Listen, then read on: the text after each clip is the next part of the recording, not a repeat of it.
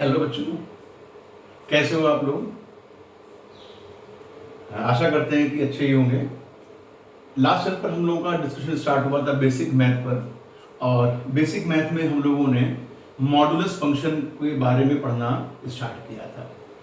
आज उसी का एक जल्दी से क्विक रिव्यू करते हैं और after that we will start the problems based on modulus function.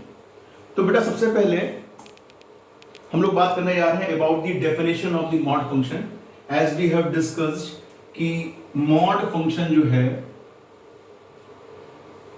ये एक ऐसी मशीन है कि ये एक पॉजिटिव आउटपुट देगी इफ इनपुट इज पॉजिटिव, और अगर इनपुट नेगेटिव है तो भी आउटपुट पॉजिटिव ही होगा whenever x is less then 0। For example, अगर मैं तुमसे कहूं कि मॉड ऑफ 4 क्या होगा तो यू विल से कि इट विल बी 4, और अगर मैं आपसे बोलूं मॉड ऑफ -4 क्या होगा तो you will say minus of -4 that is 4। ये माइनस इस माइनस को कर देगा पॉजिटिव और वी विल हैव 4। ठीक है बेटे। अब देखो इसी डेफिनेशन को फटाफट जो मैंने बताई डेफिनेशन, ये आपकी स्लाइड पर आ रही है। जल्दी से क्विक रिव्यू करेंगे क्योंकि इसको हम लोग ऑलरेडी पढ़ चुके हैं लास्ट टर्म के ऊपर। तो mod of x is x whenever x is positive or 0 minus x whenever x is less than 0. Now we will understand this function with the help of a machine model. Machine model क्या कहता है बेटा कि देखो ये बात जान लो कि जब भी मैं फंक्शन के बारे में बात करूंगा तो आपके दिमाग में तुरंत एक बात आनी चाहिए कि सर एक ऐसी मशीन के बारे में बात कर रहे हैं जो क्या कर रही है, कुछ इनपुट ले रही है और ईच इनपुट के लिए यूनिक आउटपुट दे रही है। अगर ऐसा हो रहा है तो हम लोग बोलेंगे कि वो मशीन जो है वो फंक्शन मशीन है। तो ये बड़ा फंक्शन मशीन क्या है, ये एक ऐसी मशीन है जिसमें मॉडुलस फंक्शन अंदर की मैकेनिज्म ऐसी है कि अगर चाहे नेगेटिव वैल्यू इसके अंदर इंट्रोड्यूस करी जाए या पॉजिटिव वैल्यू इंट्रोड्यूस करी जाए, आउटपुट हमेशा क्या मिल रहा है, पॉजिटिव आउटपुट मिल रहा है। देयरफॉर वी कैन से कि modulus machine is a machine which gives a positive output every time. और ये ध्यान रखना है जो इनपुट्स हैं बेटा वो रियल नंबर्स हैं। यहाँ पर हम लोग अगर स्पेसिफिकली आपसे बोले ना तो आप ये जान लीजिएगा जब मैं फंक्शन के बारे में बात कर रहा हूँ तो उसमें इनपुट जो दिए जा रहे हैं ये हमेशा रियल नंबर्स हैं। ठीक है बेटे। ज्योमेट्रिकली मॉड फंक्शन क्या डिस्क्राइब करता है तो आप ये जान लीजिए कि अगर ये ओरिजिन दिया हुआ है तो ओरिजिन से यहाँ किसी, अगर मैं मॉड अल्फा के बारे में बात कर रहा हूँ तो मॉड अल्फा क्या है कि डिस्टेंस फ्रॉम ओरिजिन, और कितनी डिस्टेंस अल्फा के बराबर। तो देखो बेटा अगर मैं मॉड ऑफ -3 कह रहा हूँ इसका मतलब 0 से -3 के बीच की डिस्टेंस आप देख सकते हो, this is 1 2 3 and mod of 3 का मतलब 0 से 3 की ओर पॉजिटिव में उधर डिस्टेंस कभी नेगेटिव होती नहीं है। तो -3 बोलो का मॉड या मॉड ऑफ +3 बोलो, दोनों का मतलब एक ही है। फिर देखो बेटा mod of alpha represent the distance of alpha from the origin में बात कर चुका हूं। अब जरा देखिए mod of alpha minus beta. बेटा mod of alpha minus beta हमें क्या डिस्क्राइब कर रहा है, तो mod of alpha minus beta describe us the distance between point alpha and beta. तो जैसे बेटा यहाँ पे लिखा है -6 -1, this means this is the distance between -6 and -1। तो -6 ये है, -1 ये है। यू कैन सी कि डिस्टेंस 1 2 3 4 5 द 5 यूनिट। और आप इसको अगर मैनुअली कैलकुलेट करोगे तो देखो -6 ये है, माइनस माइनस क्या हो जाएगा प्लस, तो -6 + 1 दिस इज -5 और -5 का मॉड इज 5, तो this is 5 in total. In the same manner this is 3 - 10, तो 3 और 10 के बीच की डिस्टेंस कितनी हो रही है बेटा, आप दिखाई पड़ रहा है कि the distance between 3 and 10 is 7। आप काउंट भी कर सकते हो 1 2 3 4 5 6 7। ठीक है। तो बेटा कभी mod of alpha minus beta लिखा हो या बीटा माइनस अल्फा लिखा हो तो ये हमें क्या डिस्क्राइब कर रहा है, distance between point alpha and beta और बीटा एंड अल्फा। बेटा अल्टरनेटिव रिप्रेजेंटेशन क्या है मॉड फंक्शन का, आप देख रहे हो कि यहाँ पर अंडर रूट के अंदर एक ब्रैकेट पे स्क्वायर लगा है। जैसे बेटा इनपुट में आपने -3 दिया तो -3 का स्क्वायर हो जाएगा +9 और under root 9 is 3। Again If you are giving the input 3, this is 3 का square, again it is under root 9 and it will be 3. इसका मतलब जो मॉड काम कर रहा था, the same function under root x square कर रहा है, तो हम कह सकते हैं कि मॉड एक्स और अंडर रूट एक्स स्क्वायर दोनों अलग अलग नहीं होके एक ही है। तो बेटा कहीं कहीं पर अगर मॉड एक्स लिखा हुआ है तो वी विल सपोज कि it is under root x square. ठीक है। दूसरा बेटा रिप्रेजेंटेशन देखो, mod function can also be treated as maximum of x and minus x. देखो बेटा ये कैसे होगा, जैसे मैं तुमसे कह दूं मैक्सिमम ऑफ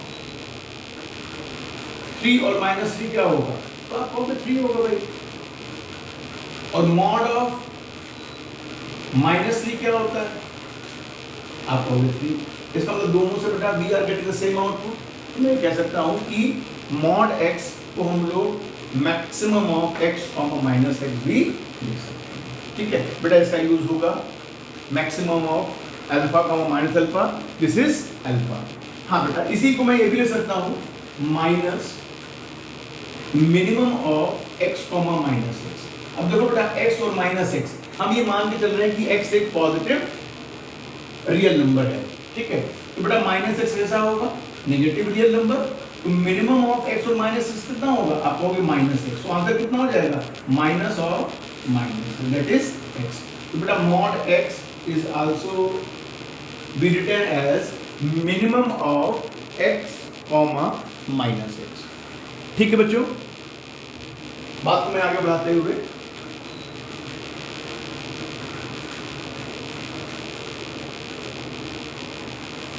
अब बेटा कुछ प्रॉपर्टीज हैं, उसके बारे में हम लोग डिस्कशन करने जा रहे हैं कि what are the properties of modulus function. बेटा पहली प्रॉपर्टी होती है मॉड ऑफ x बराबर मॉड ऑफ माइनस एक्स। इसका क्लियरली मीनिंग है कि ओरिजिन से किसी पॉइंट नंबर लाइन पर x की डिस्टेंस या माइनस एक्स की डिस्टेंस हमेशा बराबर होगी, as we have discussed earlier, mod x बराबर माइनस एक्स। क्लियर है। दूसरा बेटा प्रॉपर्टी कहती है कि मॉड ऑफ एक्स वाई बराबर mod of x into mod of y, these are two real numbers. तो दो रियल नंबर के प्रोडक्ट को कर लो या उन दोनों का मॉड ले लो या दोनों रियल नंबर्स का मॉड अलग अलग ले लो, you will have the same answer. तो मॉड ऑफ एक्स वाई बराबर मॉड एक्स मॉड वाई होगा। प्रॉपर्टी नंबर 3, अगर दो नंबर डिवीजन में है उस पर मॉड लगा हुआ है तो ये इनके मॉड इंडिविजुअल हो जाएंगे, mod x upon mod y हो जाएगा। Fourth property is very important property. इस प्रॉपर्टी को हम लोग अक्सर ट्रायंगल इनइक्वालिटी नाम से भी जाना जाता है।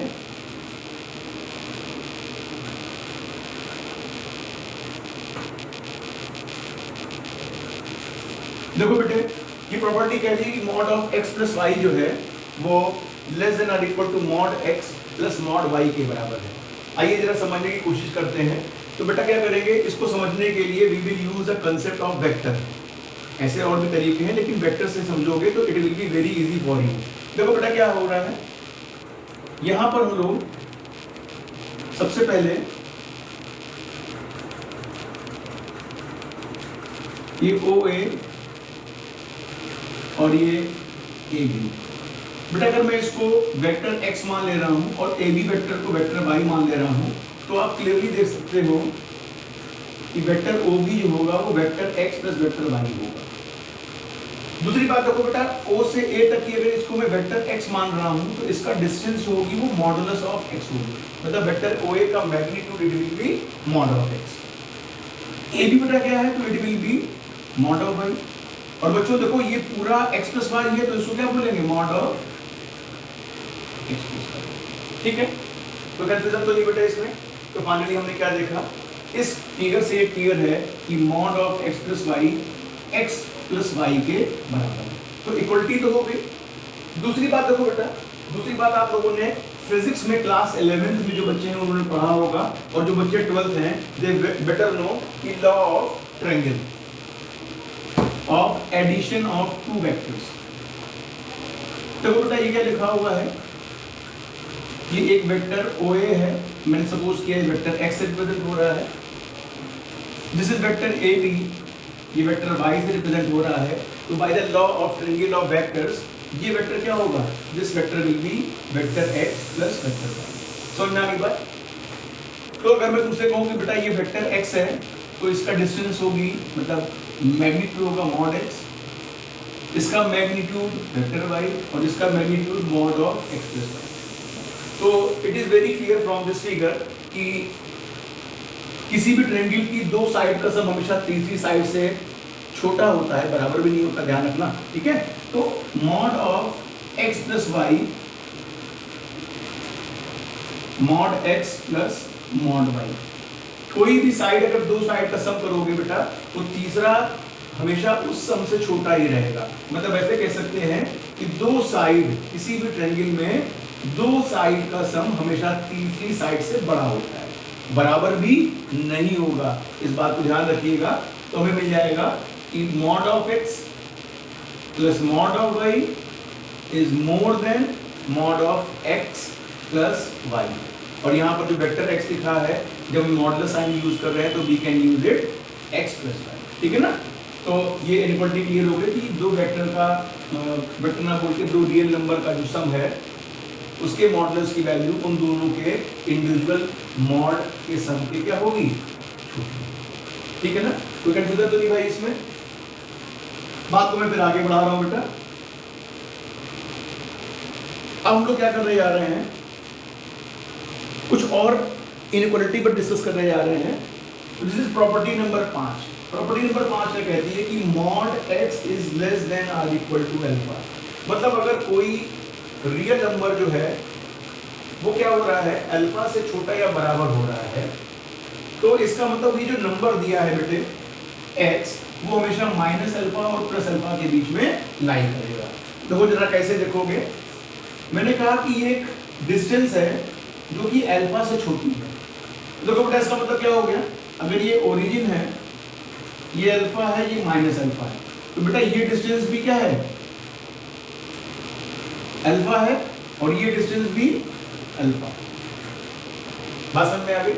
तो मैं तुमसे क्या कह रहा हूं, अगर मैं डिस्टेंस के बारे में बात करूं बेटा, तो यहां पे मैंने कहा कि अगर कोई भी नंबर यहां पर हम लोग सपोज कर रहे हैं, जैसे मान लो बेटा यहां पर कोई नंबर में x सपोज कर लिया, सपोज किया, तो जरा देखो बेटा इसकी डिस्टेंस कितनी होगी, डिस्टेंस हुई मॉड x होगी, और ये डिस्टेंस कितनी बेटा, मॉड अल्फा।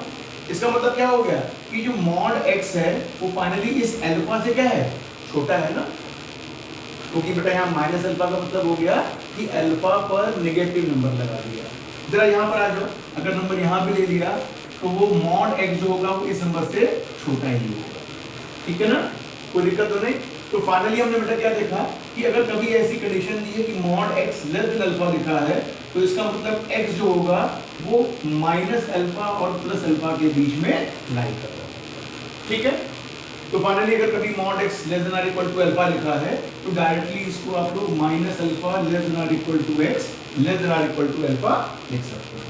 यदि मैं तुमसे कहूं कि mod of x is less than और इक्वल टू 5, तो इसका मतलब क्या होता है, इसमें कोई भी वैल्यू -5 से +5 के बीच रखोगे तो हमेशा क्या मिलेगा आपको, जो भी आंसर मिलेगा वो 5 से छोटा होगा।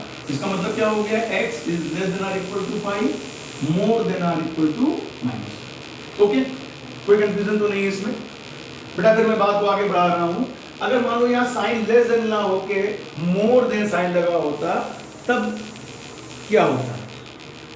देखो बेटा मैंने यहाँ क्या कर दिया, यहाँ पे साइन रिवर्स कर दिया, ग्रेटर देन और इक्वल टू अल्फा लगा दिया।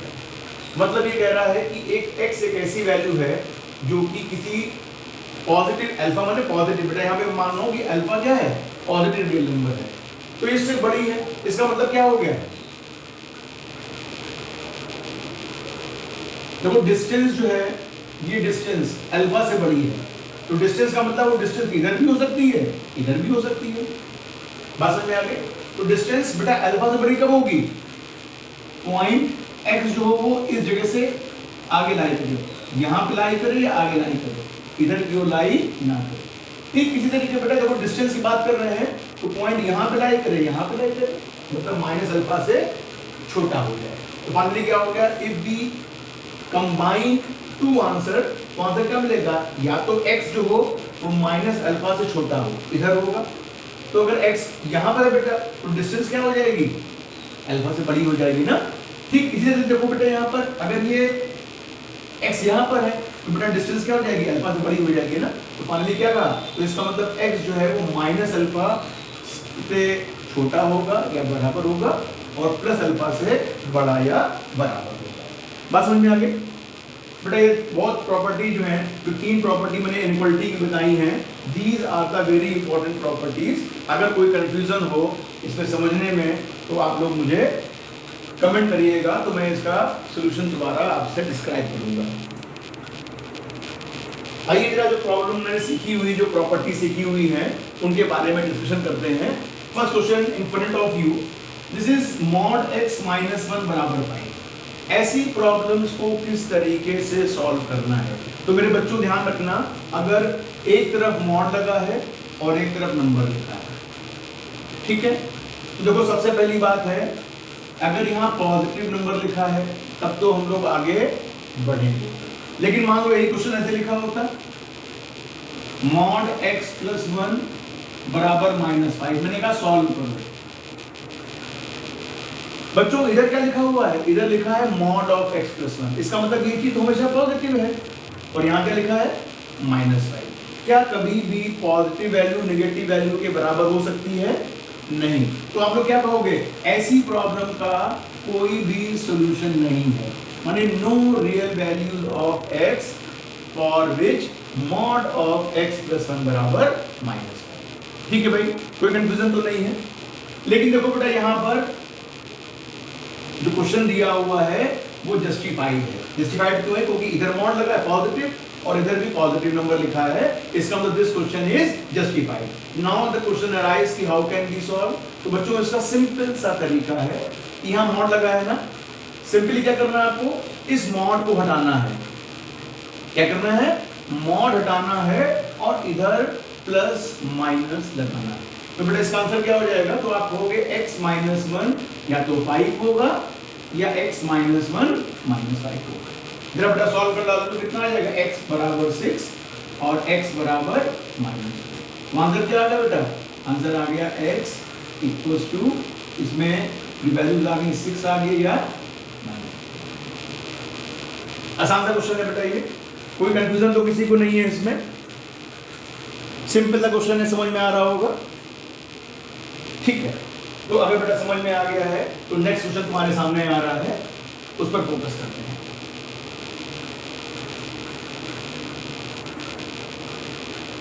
बेटा नेक्स्ट क्वेश्चन लिखा हुआ है मॉड ऑफ x प्लस 1 बराबर 4x प्लस 3।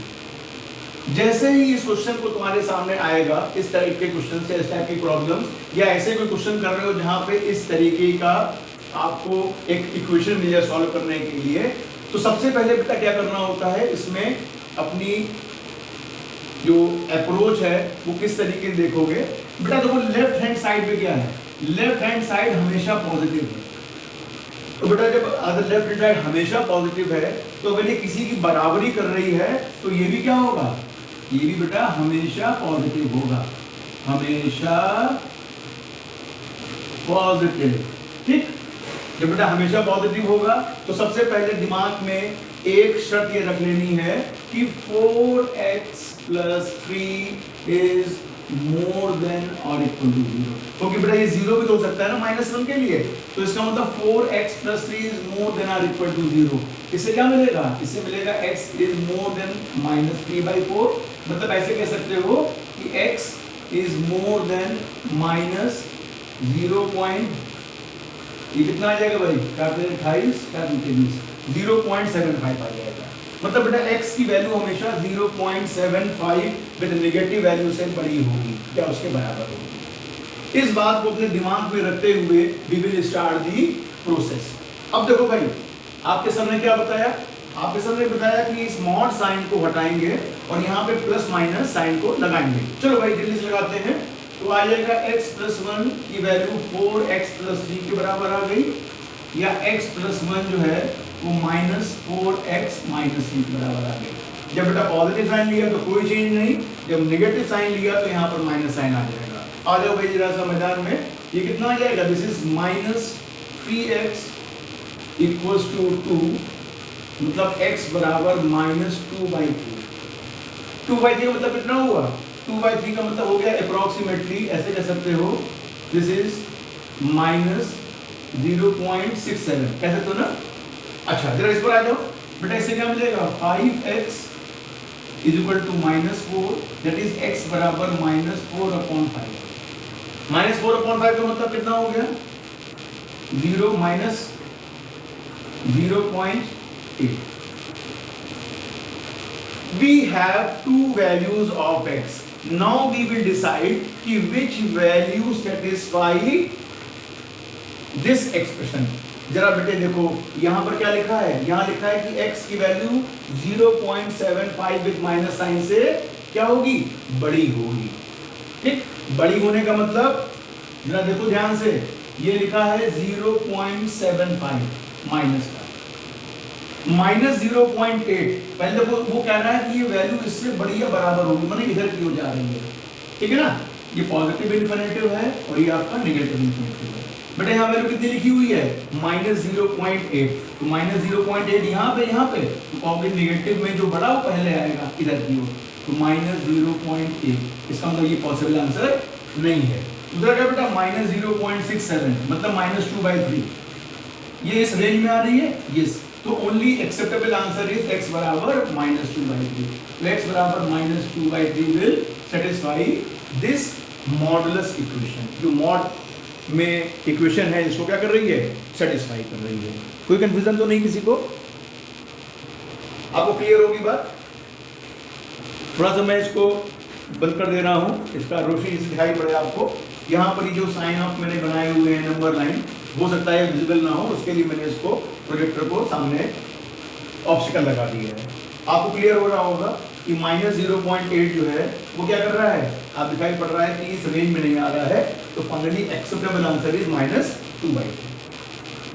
ठीक है बेटा, हम लोग नेक्स्ट क्वेश्चन पे मूव करने जा रहे हैं। The next question is mod of x plus 1 equals to mod of x plus 2। आओ जरा ध्यान से देखें कैसे प्रॉब्लम को अटेम्प्ट करेंगे। बेटा देखो इधर भी पॉजिटिव, इधर भी पॉजिटिव, इसका मतलब कोई हाईलाइट चीज नहीं है क्वेश्चन के लिए। अब क्या करना है? सिंपली यहां से मॉड हटाएंगे, इधर से भी मॉड हटाएंगे और प्लस माइनस साइन लगाएंगे। दोनों तरफ ही लगाने होते हैं बेटे। एक तरफ से मॉड हटेगा, दूसरी तरफ से यहां मॉड हटा के प्लस माइनस साइन आ जाएगा, चाहे मॉड लगा हो या ना लगा हो। तो इसका मतलब बेटा क्या हो गया? इसका मतलब हो गया x plus 1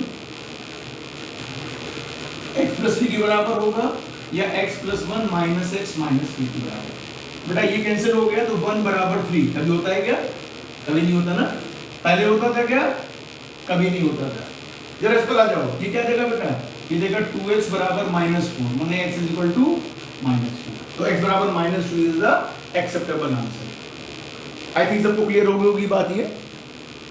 कोई कंफ्यूजन तो नहीं किसी को? ठीक है, तो मैं बात को बेटा आगे बढ़ा रहा हूं।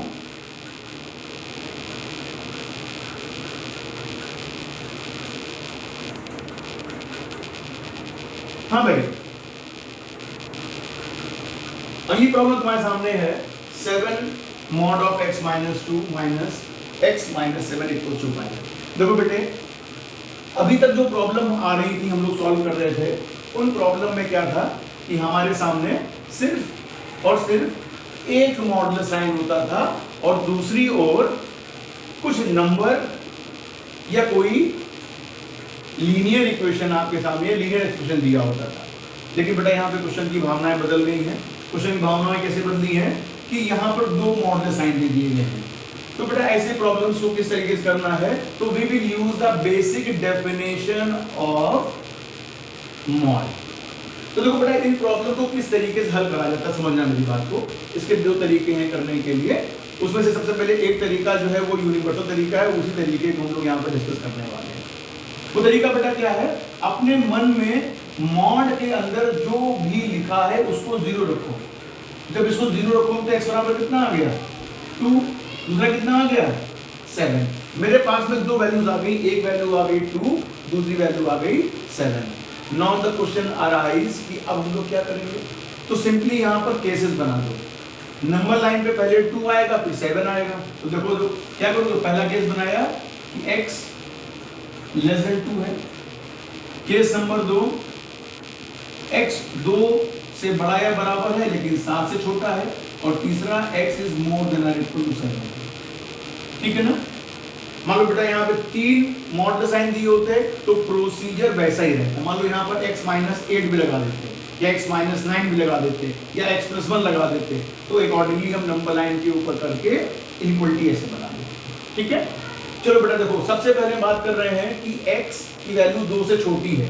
जब बेटा x की वैल्यू 2 से छोटी है तो इस मॉडुलस साइन के अंदर कैसी वैल्यू मिलेगी? हम लोगों को नेगेटिव वैल्यू मिलेगी। और आपको पता है बेटा नेगेटिव वैल्यू के मॉड के लिए करना क्या होता है? सिंपली बाहर एक माइनस साइन चुपके से लगा देना होता है कि कोई जानने ना पाए। बेटा यहाँ पे जब 2 से छोटी वैल्यू रखोगे तो आप देख रहे हो 2 से छोटी वैल्यू रखने के ऊपर ये भी नेगेटिव मिलेगा।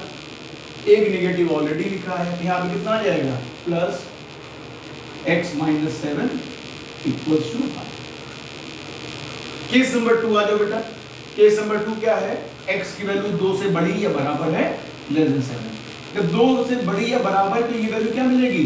या तो 0 मिलेगी या पॉजिटिव मिलेगी। और बेटा आपको पता है कि मॉड x को सिंपली x लिख देंगे अगर अंदर की वैल्यू पॉजिटिव या 0 है, और माइनस x लिख देंगे अगर x नेगेटिव है। भाई यहाँ क्या कर देंगे? Simply we will put x - 2 को पॉजिटिव और x - 7 छोटा होगा 0 से, इस वजह से यहाँ पर इस नेगेटिव को पॉजिटिव बना देंगे। हमारे पास कितना आ जाएगा? हमारे पास आ जाएगा 7x - 2 plus x - 7 equals to 5। Third में देखो बेटा ग्रेटर देन 7 है, तो ये पूरा मॉड भी पॉजिटिव हो जाएगा और ये पूरा मॉड भी पॉजिटिव हो जाएगा। चेक कर लो, 7 से बड़ी कोई वैल्यू रखो। 8 - 2 6 आया, पॉजिटिव है। 8 - 7 1 पॉजिटिव है। इसका मतलब दोनों के मॉड हटा के एज इट इज उनको उतार देना है। कितना आ जाएगा? ये आ जाएगा 7x - 2 minus x - 7 equals to. अब देखो बेटा 1 बाय 1 सॉल्व करने जा रहे हैं। पहले वाले को सॉल्व करने जा रहे हैं। देखो इसको बेटा ये -7x और ये +x, ये कितना आ जाएगा? -6x। -7 और -2 मल्टीप्लाई करेंगे तो +14 आ जाएगा। -7 और दूसरी ओर क्या लिखा है? 5। तो 14 में 7 गया, कितना बचा भाई? 7। और 5 में 7 गया -2। तो -6x बराबर -2, मतलब x की वैल्यू आ गई बेटा 2/3। अब जरा देखो जो आंसर आया है, हमने बेटा यहाँ पे शर्त क्या लिखी है कि जो भी आंसर मिले वो आंसर वो एक्सेप्ट करना है जो कि x की वैल्यू 2 से छोटी होनी चाहिए। और आप देख रहे हो बेटा कि x की वैल्यू 2 से छोटी है। 2/3 इज लेस देन 2 ना? यस। तो 2/3 इज एक्सेप्टेबल आंसर। तो पहला आंसर हमें क्या मिल गया? ये जो इस इनइक्वालिटी को सेटिस्फाई कर रहा है वो x बराबर 2/3। ठीक, समझ में आ गई बात? चलो जरा देखते हैं फटाफट सेकंड पार्ट करते हैं। इसको मैं बिगाड़ दे रहा हूं क्योंकि इसका काम खत्म हो चुका है। एक आंसर हम लोगों ने फाइंड आउट कर लिया है। देखो बेटा क्या होगा, सेकंड पार्ट पे आ जाओ। जब मैं इसको सॉल्व करूं कितना आएगा? 7x - 14 plus x - 7 equals to 5। ये कितना आ जाएगा? 7x और x 8x हो जाएगा। यहां बेटा -14 और -7 कितना हो जाएगा? 21 21 जाएगा पॉजिटिव और 26। तो 8x बराबर 26, मतलब x बराबर आ जाएगा 13/4। अब 13/4 का मतलब बेटा कितना हुआ? 3 पॉइंट समथिंग हुआ ना? देखो बोलिए। तो जो रेंज वैल्यू है बेटा क्या है? 2 से 7 के बीच की वैल्यूज हैं। इसका मतलब आंसर कितना आ गया? जो 13/4 है ये भी एक एक्सेप्टेबल आंसर है। तो बेटा दूसरा आंसर कितना आ गया? x की वैल्यू आ गई 13/4। मतलब जो हमने दो केसेस बनाए थे उन दो केसेस से हमें x की वैल्यू मिल गई है और वही वैल्यू मिली है जो कि हमारी रेंज में आनी चाहिए। और अच्छी बात यह है कि वो उस रेंज में आ रही है। और जरा बेटा बात करते हैं थर्ड केस की। जरा इसको ओपन करो, कितना आ जाएगा? 7x - 14 minus x plus 7 is equal to 5। बेटा 7x माइनस गया, दिस इज 6x, 14 में से 7 गया, माइनस 7, 7 और 5 12, मतलब x की वैल्यू आ गई 6 टू द 12, x बराबर 2 आ गया। बेटा x बराबर 2 और यहाँ पे हम क्या ले रहे हैं, x इज मोर देन और इक्वल टू 7, तो आप देख सकते हो बेटा कि x की वैल्यू जो है वो 7 से बड़ी होनी चाहिए, लेकिन हमें क्या मिल रहा है, x बराबर 2, therefore this answer will not be acceptable. तो क्या करेंगे भाई, ये जब आंसर एक्सेप्टेबल नहीं है तो यहाँ पर इसको हम छोड़ देंगे। तो मेरे पास में सिर्फ दो आंसर आए, एक है 2/3 और दूसरा है 13। आप लोग समझ में आ गया होगा, तो बच्चे थे, कोई कंफ्यूजन तो नहीं है।